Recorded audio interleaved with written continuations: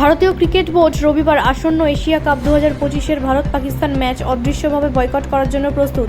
একটি সূত্রের খবর অনুসারে ভারত আনুষ্ঠানিকভাবে আয়োজক হওয়া সত্ত্বেও বেশিরভাগ বিসিসিআই কর্মকর্তা দুবাইয়ের ম্যাচে উপস্থিত থাকবেন না। পহেলগ্রাম সন্ত্রাসী হামলার পর ভারত ও পাকিস্তানের মধ্যে ক্রমবর্ধমান রাজনৈতিক উত্তেজনার মধ্যে এশিয়া কাপের ম্যাচগুলি সংযুক্ত আরব আমিরাতে স্থানান্তরিত করা হয়েছিল।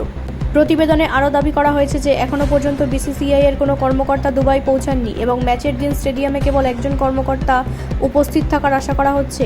পাকিস্তানের বিপক্ষে ম্যাচ নিয়ে ভারত বয়কট প্রচারণা শুরু হওয়ার পর এই সিদ্ধান্ত নেওয়া হয়েছে বলে জানা গেছে। সন্ত্রাসী হামলার পর দুই দেশের মধ্যে কূটনৈতিক সম্পর্ক ভেঙে পড়ে এবং কিছু ভক্ত পাকিস্তানের বিপক্ষে ভারতের ক্রিকেট খেলায় খুশি নন। তবে এবার এমন কোনো দৃশ্য আশা করা যাচ্ছে না, কারণ বিসিসিআই কর্মকর্তারা প্রতিক্রিয়ার আশঙ্কা করেছেন বলে জানা গেছে। এই বছরের শুরুতে দুবাইতে ভারত ও পাকিস্তানের মধ্যে চ্যাম্পিয়ন ট্রফির ম্যাচ চলাকালীন বিসিসিআই-এর সকল শীর্ষ কর্মকর্তা এবং বেশ কয়েকটি রাজ্য ক্রিকেট বোর্ডের প্রতিনিধিরা ভেন্যুতে উপস্থিত ছিলেন।